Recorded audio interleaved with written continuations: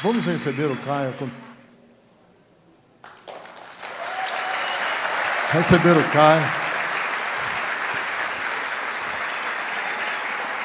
Seja bem-vindo, meu querido.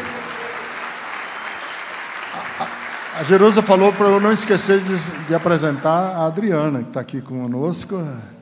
Fique em pé.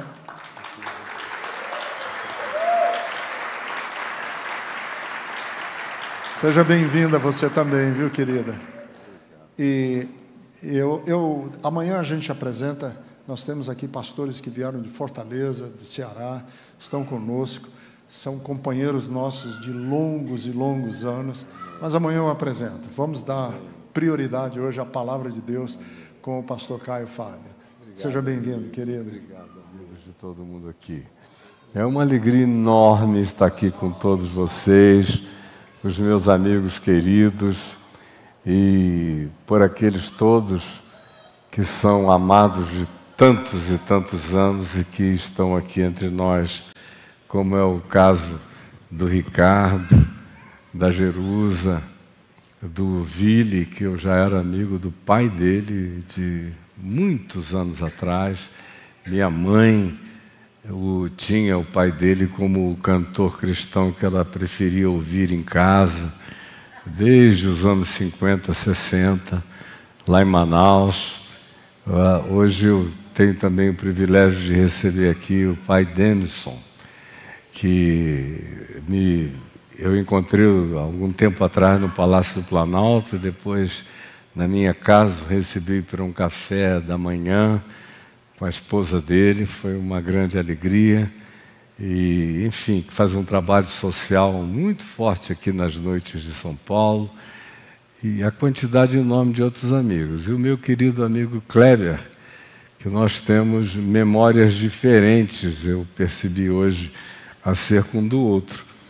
Porque eu conheci o Kleber quando eu fui ser pastor da Igreja Presbiteriana Betânia, em Niterói, em janeiro de 1981, e logo depois eu comecei um culto às quintas-feiras à noite, onde eu pregava os salmos em abundância. E ele ainda era, acho que um jovem de 17 anos, mais ou menos, e vinha lá da casa dele, se assentava ali no meio daquele grupo para ouvir a exposição bíblica. Ele ainda não era nem conhecido como uma pessoa que compunha, que tudo isso. E aí depois eu comecei a encontrá-lo já na região do Brasil Central, em Goiânia, em Brasília, nos eventos da comunidade evangélica, e aí uma quantidade enorme de outros eventos nos iniciozinho dos anos 80. E, enfim, depois nós fomos nos aproximando pela tragédia. Assim, eu me divorciei em abril de 1998. E eu estava apanhando de todos os lados possíveis e imagináveis, quando, no início dos anos 2000, ele, casado, jovem casado, um casamento que gerou filhos maravilhosos para ele, mas que, infelizmente, como conjugalidade, não dava para prosseguir. E ele teve que se separar, e meu filho Davi me disse: escuta, pai, você tem um tempinho para receber o Kleber aqui? Ele está sofrendo tanto, e você é todo descarnado de tanta dor por aí, ele está em tanta agonia. Aí você foi na minha casa, lá no Bar Terra Nova, no final da Avenida Central, em Itaipu, e oramos juntos naquela manhã. E aí, dali para frente, como dois sofredores, nós começamos a ficar cada vez mais juntos, e a vida foi criando fusões, interconexões as mais variadas. E agora, como ele disse, nós, a partir deste ano, combinamos que nós vamos ter uma agenda comum. De 2 em 2 meses, eu estarei com ele e ele de 2 em 2 meses estará comigo, significando dizer que todo mês nós estaremos juntos em algum lugar. E vai ser muito lindo, porque de uma maneira espontânea, isso de um modo ou de outro já vem acontecendo. Só que agora nós vamos afunilar numa agenda comum, que assim que eu chegue a Brasília, eu vou pedir que o meu pessoal organize com ele, para que a gente faça isso acontecer, e vai ser tudo muito lindo, porque eu te amo muito e sei que sou muito amado por você, e que Deus te abençoe, meu querido amigo. Gente amada, amém, Deus é bom, aleluia. Eu fui informado que tem um relógio ali para eu obedecer. E ele já está em 20:56. Então, supostamente é para eu terminar daqui a 35 minutos e 21 segundos. Eu não sei se eu vou dar conta desse recado. Eu quase que desisti. Falei, se eu fizer uma oração, já esgoto o tempo. Mas eu cheguei hoje aqui com desejo de compartilhar com vocês algo que eu disse há 2 dias atrás para um dos candidatos à prefeitura aqui de São Paulo, que está fazendo um escarcéu demoníaco horroroso na cidade toda. E eu tinha feito um post dizendo que Jesus disse para o grupo de apóstolos dele: um de vós é diabo. Mas não mencionei o nome de ninguém. E ninguém me telefonou. Só ele. Aí me disse, eu não sei se eu entendi bem. Eu falei, olha, você foi o único que ligou. Agora, eu não digo nada às ocultas, e que bom que você ligou, porque eu digo no seu ouvido.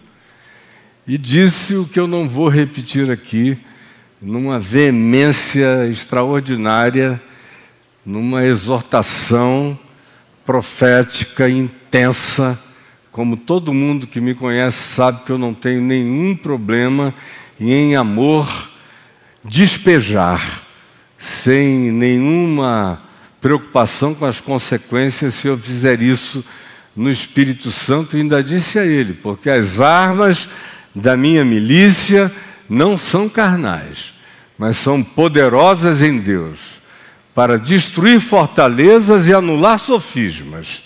E eu vou te dizer tudo quanto você tem que ouvir, que se nunca te disseram, você não vai ter como jamais dizer que não foi exortado a esse respeito. E foi uma conversa intensa em relação à qual ele silenciou total e profundamente. E aí chegou uma hora em que eu vi que eu tinha dito tudo que era pertinente a esse tempo, a essa hora e a esse momento, e falei, agora, com licença, tchau. E desliguei. Tinha dito antes, o resto é com você. E viva agora com as consequências do que você sempre soube e resolveu perverter.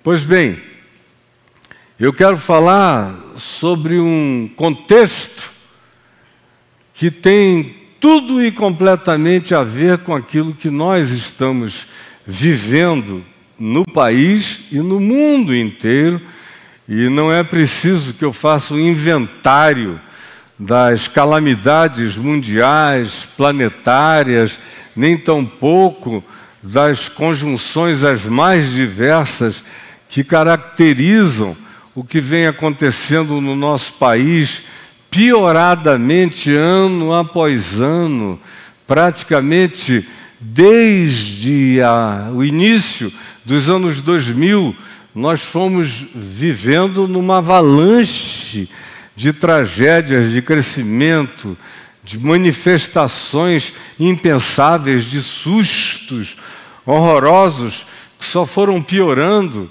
Chegamos a enfrentar coisas que eu, particularmente, jamais pensei que nós teríamos que enfrentar num ambiente tanto nacional quanto no ambiente chamado evangélico, acerca do qual todo mundo que me conhece sabe que eu não tenho nenhuma ilusão há décadas e décadas e décadas.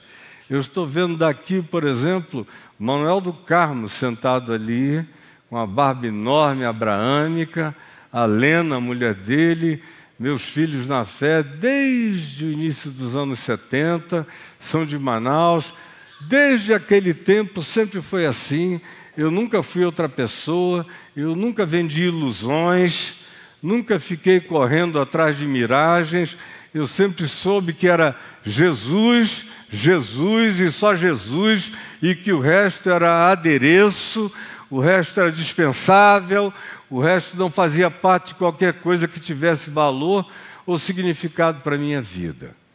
Então, poupando-nos de um inventário horroroso, que eu espero que a mente de nós tenha alinhavado, compreendido, contextualizado e esteja diariamente chamando a consciência e a existência em oração, às vezes até em pânico, porque isso só piora. Na década de 90, em 98, eu tomei a decisão de me desligar institucionalmente de tudo, porque já era absolutamente insustentável e insuportável. Eu estou falando de 98. Já era uma coisa inaguentável. De lá para cá, décadas se passaram. Isso ficou completamente intragável, demoníaco, horrendo. Nem nos piores momentos da Idade das Trevas, nem nas sofisticações pernósticas e perversas da Idade Média, nós vimos coisa semelhante ao que graça para todos os lados do nosso meio, o que produz no coração de gente sensível, de gente que ama, de gente que sonha, de gente que carregou sentimentos proféticos, positivos, acerca do que poderia acontecer de bom nesse país, como, por exemplo, eu vivi esses sonhos nos anos 70 e vi essas possibilidades nos anos 70. Tive praticamente certeza disso durante toda a década de 90, de que nós estávamos iniciando um processo irreversível de coisas positivas que iriam crescer e vencer qualquer malignidade espiritual. Aí a gente inicia os anos 90 com um emborcamento de todos os sonhos anteriores, e o que se alimentava como profecia de utopia do Evangelho no nosso coração virou distopia indescritivelmente crescente, agonizante e insuportável. O que produziu depressão, cansaço, desânimo, suicídio, desistência, angústia inexplicável, abandono, de tal modo que a segunda maior denominação chamada evangélica no Brasil é a dos que foram pejorativamente apelidados de os desigrejados. A maior denominação evangélica do Brasil é a Convenção Geral das Assembleias de Deus, com 23, 24 milhões de membros, e a segunda são os que dizem: eu sou de Jesus, eu creio no Evangelho, mas eu nunca mais boto o pé em nenhum lugar chamado templo, não me identifico com coisa alguma chamada evangélica, porque parece ser completamente mentiroso, porque, óbvio, a palavra evangélico significa originalmente aquilo que carrega a qualidade do Evangelho. E qualquer um que tenha um mínimo de bom senso, olhando em volta, e qualquer que seja a natureza de sensibilidade, de discernimento, percebendo os acontecimentos, não consegue identificar nada do DNA de Jesus, do berço à ressurreição, não encontra nada de Jesus em tudo quanto está à nossa volta, num faturamento mafioso, demoníaco, miliciano, perverso, crescentemente satânico no nosso meio. E é isto que ninguém pode olvidar-se de dizer, de falar, mas tem mais do que isso. A gente pode reagir. A gente vai reagir. E a gente não vai desistir, não da instituição. Nós somos filhos da manhã da ressurreição. E foi isso que eu vim falar a vocês aqui em 2 Timóteo, no capítulo 2, no verso 8, quando Paulo diz a Timóteo, a quem ele chama de meu filho: eu conheço a tua avó, Lloyd, conheço a tua mãe, Eunice, conheço a tua cepa, a tua raiz, a tua herança. Conheço tudo aquilo que você recebeu em casa e tudo aquilo que você recebeu de mim. E eu estou apelando a ti, que venças a tua timidez, que venças a angústia ou a depressividade, a desistência ou a tentação ao silêncio cansado. Porque eu mesmo estou aqui com os meus dias contados. E tudo que ele diz, escrevendo a partir de uma prisão em Roma, no ano 67, na iminência de ser decapitado como veio a ser, ele fala numa sequência de coisas que são todas aquelas que a gente, para onde quer que olhe, encontra semelhantes, só que em superlativos que o próprio Paulo acharia impensáveis e inimagináveis, mas que são aquelas realidades que a gente vê, assiste e com as quais a gente se confronta. Todavia ele diz no capítulo 2, no verso 8, o seguinte, para Timóteo: lembra-te de Jesus Cristo ressuscitado de entre os mortos. Você pode repetir isso comigo? Lembra-te de Jesus Cristo ressuscitado de entre os mortos. E olha como tudo que gira em volta desse chamado à ressurreição. Porque ele próprio, Paulo, tinha dito aos Coríntios, na primeira epístola, no capítulo 15, que se alguém perder essa esperança da ressurreição, não só é vã a sua fé, a sua pregação, ou qualquer que seja a outra natureza de expressão, mas ele diz que existencialmente será impossível resistir à agonia e à depressão. E ele diz, sem esse poder da alegria, da força, da certeza, da veemência, da incontrolabilidade, do poder da ressurreição nos habitando, da esperança transcendente que se transforma num fator existencial candente, invencível, poderoso, atravessador de todos os infernos que se constituam à nossa volta. Sem isso, nós nos tornamos os mais infelizes de todos os homens. Portanto, lembra-te de Jesus Cristo ressuscitado de entre os mortos. Lembra-te de Jesus Cristo ressuscitado de entre os mortos, nesse contexto em que os dons que tu recebeste pela imposição das minhas mãos estão se arrefecendo em ti.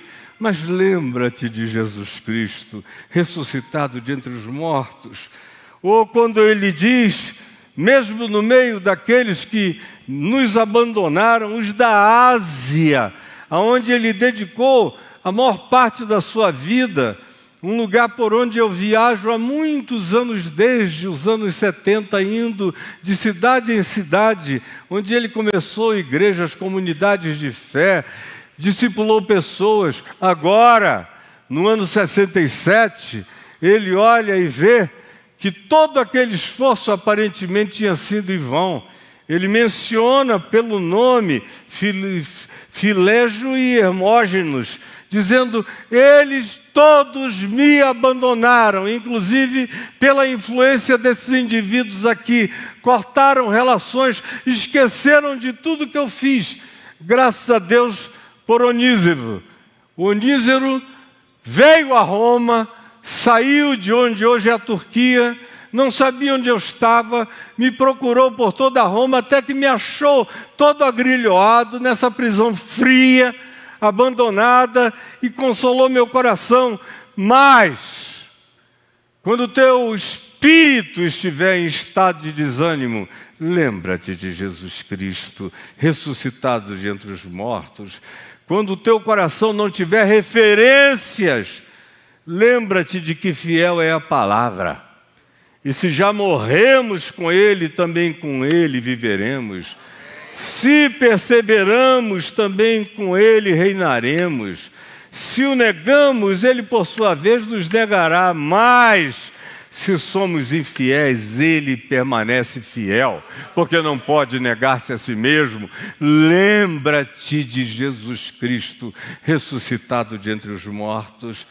Aí ele diz, quando a tentação dessas conversas eivadas de palavras de perversidades inomináveis, repetidas por todos à tua volta, quiserem te cercar e se transformarem na semântica existencial da tua vida, lembra-te de Jesus Cristo ressuscitado de entre os mortos, porque elas só causam subversão dos ouvintes.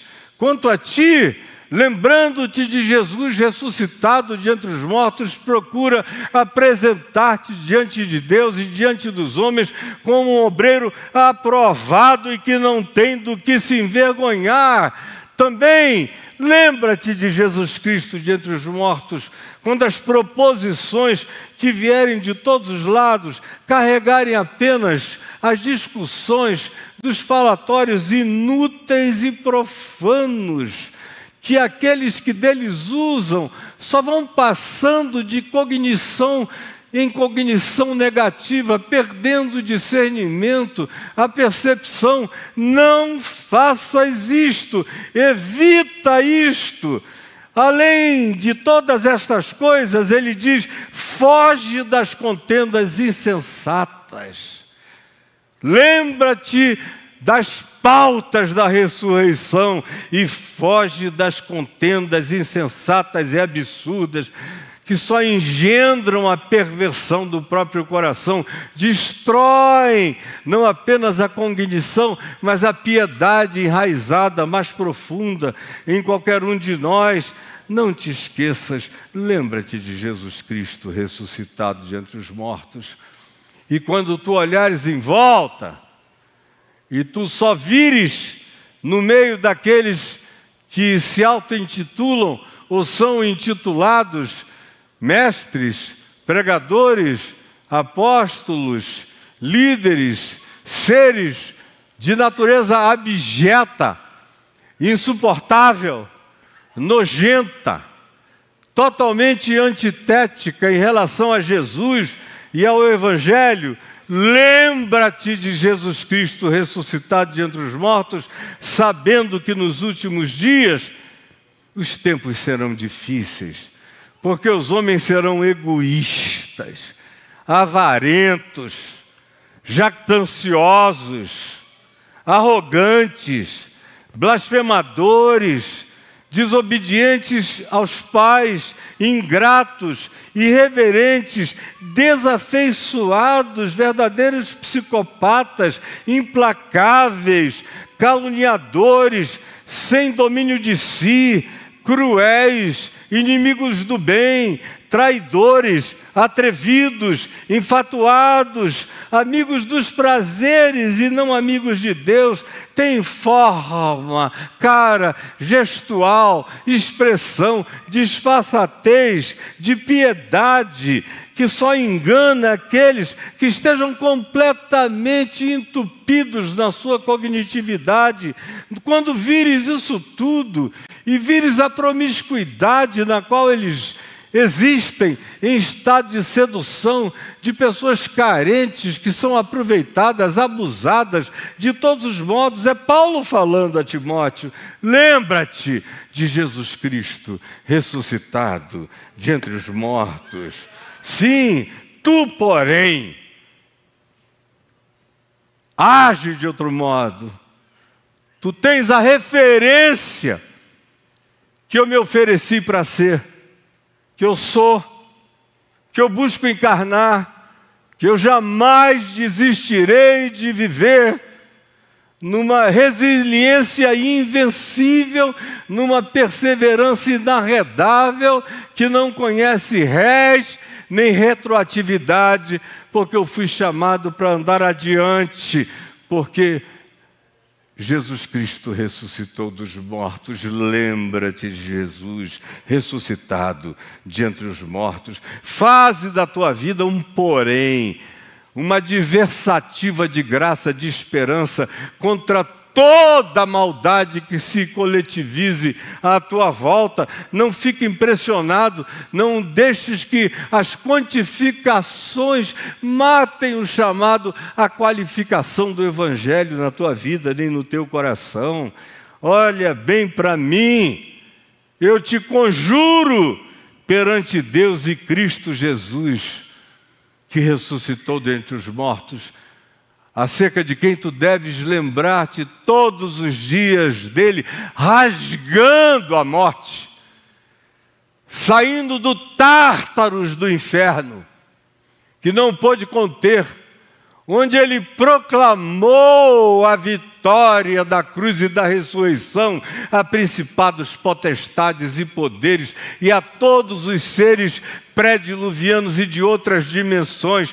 Lembra-te de Jesus Cristo ressuscitado de entre os mortos, e lembra-te de mim também, porque eu combati o bom combate, eu completei a carreira, e eu estou aqui, preso nesse frio, nessa masmorra, com uma sentença de morte na cabeça, e guardei a fé.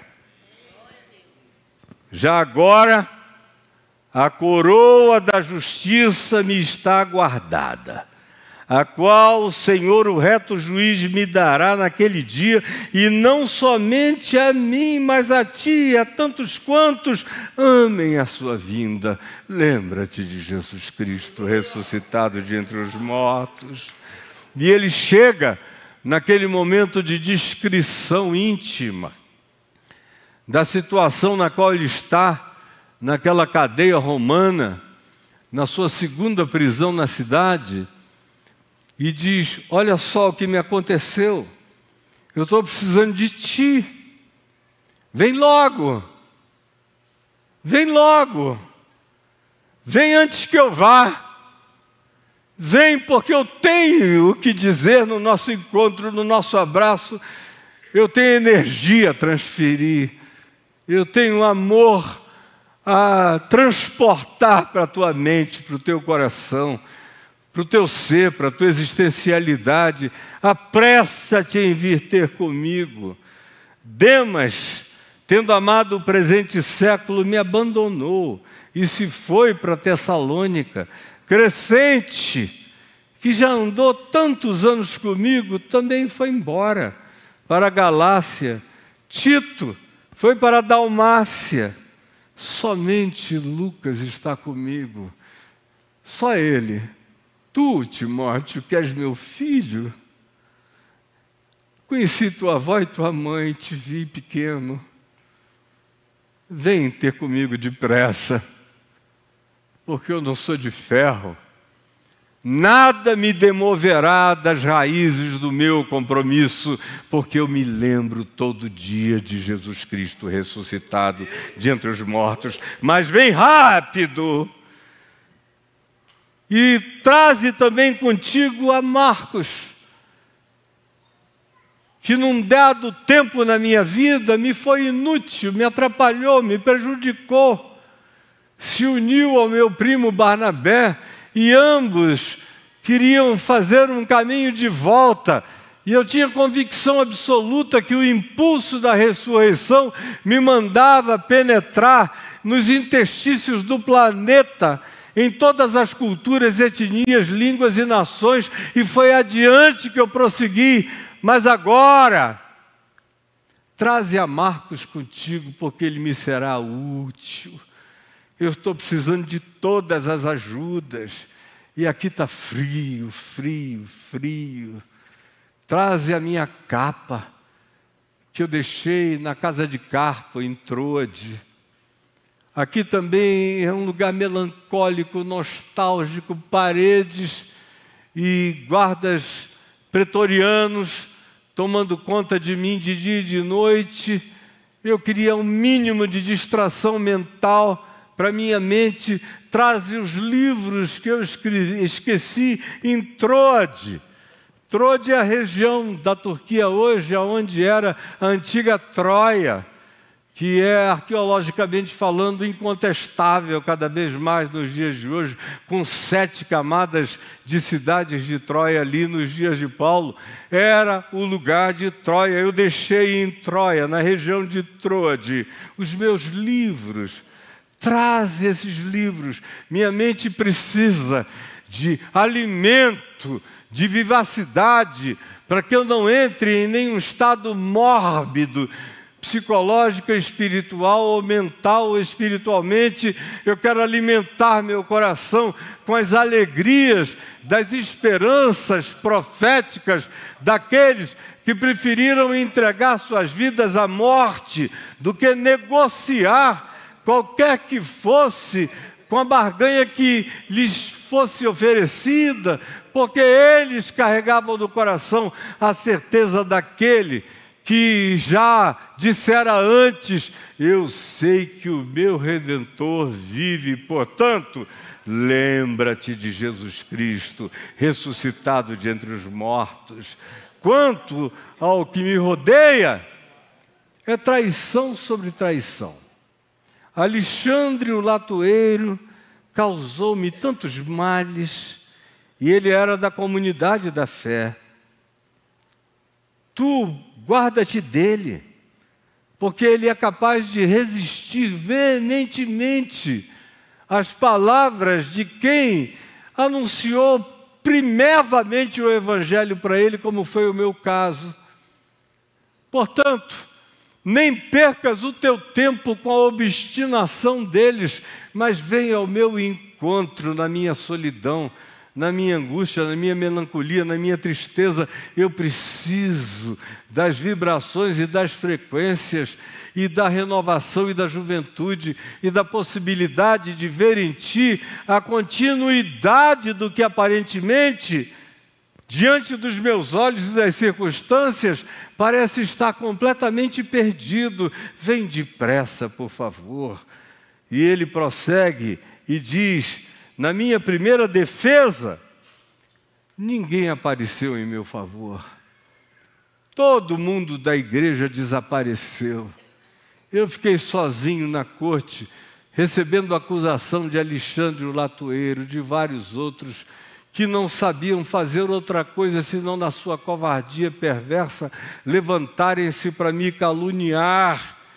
Eu, todavia, sou invergável, porque eu me lembro de Jesus Cristo ressuscitado de entre os mortos. É por isso que eu suporto tudo, porque o Senhor me assistiu e me deu forças, porque Ele ressuscitou de entre os mortos e está vivo em mim. Portanto, vem, e eu conjuro a ti, diante de Deus, de vivos e de mortos, a quem serão julgados por Jesus, que tu pregues a palavra, que tu instes, seja oportuno ou não, que tu advirtas, que tu exortes com longanimidade, com graça, com bondade, porque não te esqueças que haverá tempo em que o Evangelho vai causar desconforto insuportável na maioria absoluta das pessoas.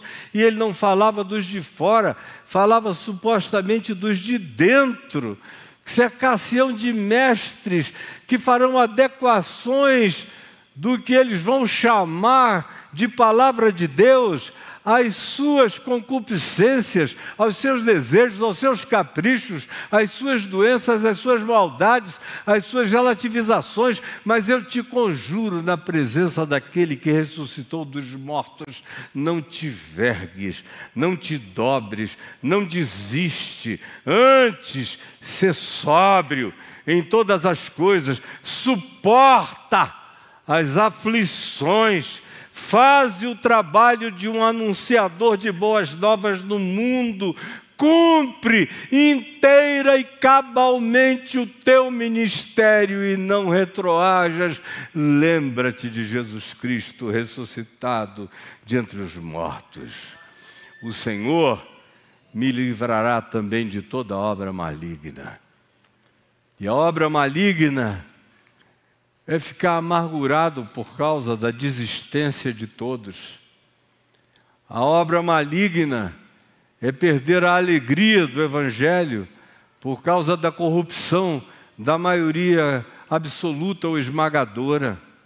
A obra maligna é a desconstrução dos elementos pivotais, é a perda da referência da pedra da esquina, da rocha preciosa que é Cristo Jesus, que mede e mensura todas as coisas.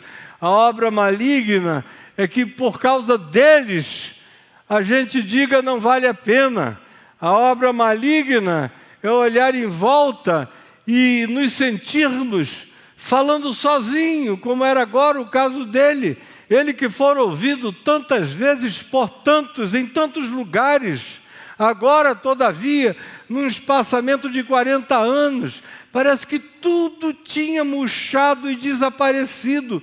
E agora o apelo dele não era para a figura mais veemente que ele conhecia, era para a mais tímida de todas, em cujo coração havia, na percepção de Paulo, a impressão de que o fogo do Espírito de Deus, do dom de Deus nele estava apagando. Portanto, vem depressa e lembra-te de Jesus Cristo, ressuscitado de entre os mortos. Não te esqueças disso. Olhem aqui para mim, faltam 4 minutos. Eu deixei um monte de coisas fora, porque eu olhei e falei, não vai dar para falar em 38 minutos. Não. Olha aqui para mim. Eu não sei como você está se sentindo, mas eu acho difícil que, cercados por esse espetáculo circense, por essa manifestação de coliseu da destruição da fé, do abuso, que vem de todos os tipos e de todos os lados. Não é possível que numa época como a nossa, de universalização de informação, somente eu e uns poucos saibamos disso. Não é possível. Todos aqui sabem absolutamente do que eu estou falando. Todos. E eu também sei, porque eu já vi tanta gente boa que no passado carregou paixão, fogo, foi ente espiritual afornalhado, cheio de esperanças e de expectações positivas do Evangelho, e que hoje você os procura, e quem não desistiu de tudo, todavia está intimidado, se acovarda, se encolhe, bota quase a cara para fora e volta outra vez. Se tiver uma ameaça, retroage, tem medo de abraçar os inabraçáveis, de acolher os inacolhíveis, tem medo de enfrentar e dizer para essa corja de bandidos religiosos, que virão muitos do norte, do sul, do leste e do oeste, e os precederão e tomarão lugar à mesa no reino de Deus. Muitos, para além do que sabemos, para além do que imaginamos, porque em verdade eu vos digo que muitos publicanos e pecadores, disse ele, o grupo mais pateticamente hipócrita dos dias dele, e eu falo de Jesus, dirigindo seus religiosos, fariseus, saduceus, autoridades do templo, sacerdotes com capacitações políticas e dominações absolutas. Em verdade eu vos digo que muitos pecadores, publicanos e meretrizes vos precederão no reino de Deus. Como ele, eu tomei uma decisão. Em 1998 eu falei, eu não vou ser cúmplice dessa maldade de modo algum. Eu prefiro me tornar o ente mais abominável, desprezível, para quem todas as portas se fechem, porque essas não são portas que levam a nenhuma perspectiva da utopia profética do reino de Deus. São portas abertas para o inferno, para o calabouço da maldade. Eu não quero cumplicidade com nada disso, nem com coisa alguma. E são décadas já passadas. E eu nunca tive um único dia de arrependimento. No início era profunda solidão. Não ficou nem um Timóteo. Nem a chance de dizer somente Lucas está comigo. Até o Lucas, que era meu filhinho, partiu para a eternidade, logo depois. 2 anos depois eu podia dizer, somente a Adriana está comigo. Porque no início dos anos 2000 éramos nós dois. Eu estava tão exausto. E ela dizia, meu pai também, mas meu filho ainda nem começou. E ela dizia, no dia que eu falei que estava cansada, ela me deu uma banana. Falou, aqui para você, ó. Eu estou te seguindo desde que eu tinha 18 anos de idade. Tudo que se forjou de fé em mim foi te ouvindo. E agora que eu me tornei tua mulher, agora que você vai incendiar mesmo, tira férias só um pouquinho. Porque você apanhou demais. Mas nós vamos em frente. E eu vou junto com você. E uma coisa é fato dentro de mim.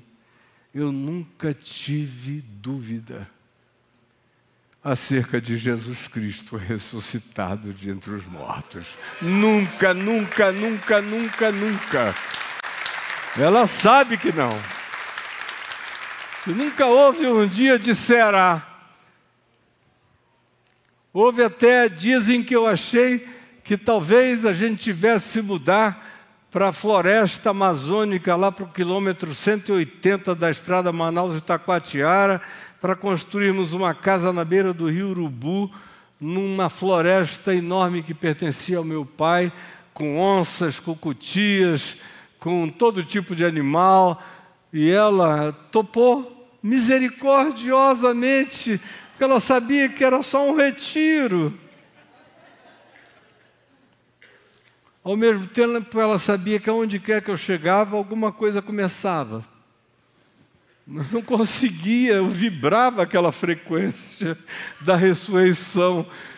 Mesmo todo machucado, ferido e lanhado, aquela certeza intrínseca da vitória de Jesus sobre a morte nunca me abandonou, nem jamais me abandonará, porque eu sei que naquele tempo, tanto quanto hoje, tanto quanto sejam os dias que o Senhor me der, eu repetirei com a mesma veemência de convicção: eu combati o bom combate, eu completei a carreira e eu guardei a fé, lembrando-me de Jesus Cristo ressuscitado de entre os mortos.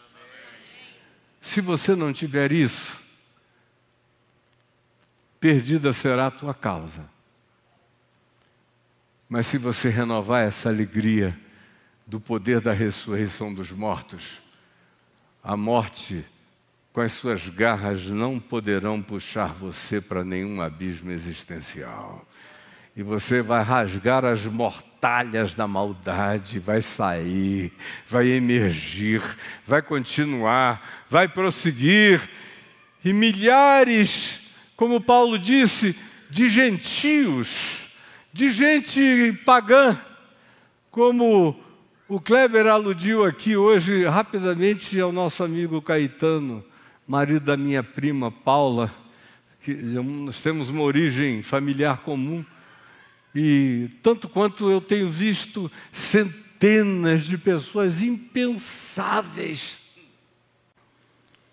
cujos nomes eu não posso nem mencionar, que estão todos os dias sendo impactadas pela certeza absoluta que vibra do meu ser, que é frequência de energia, que é linguagem com palavras ou sem palavras, que é algo que emana. Como anteontem, uma dessas figuras públicas de natureza mundial me falou: Caio, é impossível. É impossível. Essa coisa chega, bate, me esbofeia, me toca, me choca, me rasga, e é maravilhosa, não dá para ocultar, porque é Jesus Cristo ressuscitado de entre os mortos. Foi essa palavra simples de amor e de fé, de paixão inarredável, que eu vim compartilhar na inauguração desse espaço Betesda, que é lugar de cura, de graça, de amor de Deus.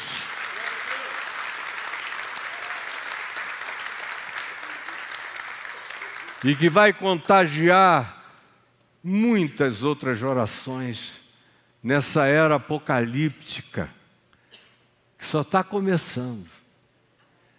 E eu, que passei a vida dizendo: acho que eu vou morrer com 33 anos, no tempo que eu era pastor lá em Manaus, com meu pai, e o Manuel era um jovem magrinho, e a Lena era uma menininha cantando no conjunto Mensageiros da Verdade, e a gente pregando em todos os lugares. Eu comecei na televisão em julho de 1974, e nos rádios, os eventos nos estádios, nos ginásios, nas praças, para os hippies, para os doidos, para os malucos, para os intelectuais, nos campos universitários, em todos os lugares, a palavra sendo dita. Eu quero só lhes dizer o seguinte: essa graça não envelhece, essa alegria só se renova. E hoje, eu tenho feito uma oração como ontem eu a repeti: Senhor, humanamente falando, já declararam medicamente a minha morte 3 ou 4 vezes. Já disseram algumas vezes que eu não tinha mais do que 4, 5, 6 anos de vida. E eu estou aqui chegando aos 70. E estou forte. E estou feliz. E estou cheio do Espírito Santo. E quero compartilhar esse evangelho no mundo inteiro e enfrentar todos os demônios que apareçam, todos os Elon Musks, todas as manifestações de todos os tipos, em nome de Jesus. Pedindo a Ele que me dê mais vida, porque o fogo do amor dEle não deixa de se renovar dentro de mim, e as idiotices morrem cada dia mais. Que bênção não ter ilusões, que maravilha não ter nenhuma expectação de natureza humana alguma, mas estar ancorado exclusivamente no trono da graça, de onde ninguém me desancora, e por cujo poder a gente é alimentado todos os dias, para dizer o que o escritor de Hebreus diz: hoje é o dia sobremodo oportuno. Hoje é o dia da salvação.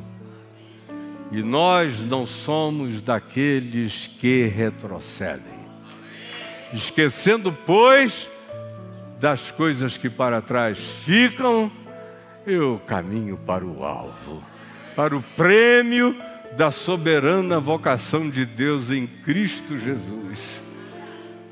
Ora, todos nós que somos perfeitos Antes ele dissera, não que eu julgue ter alcançado a perfeição humana, mas eu sou perfeito, aperfeiçoado em Cristo Jesus.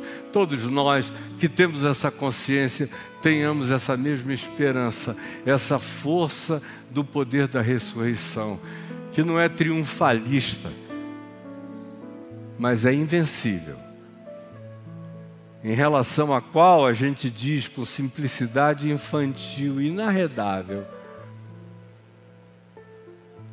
que nós somos mais do que vencedores por meio daquele que nos amou.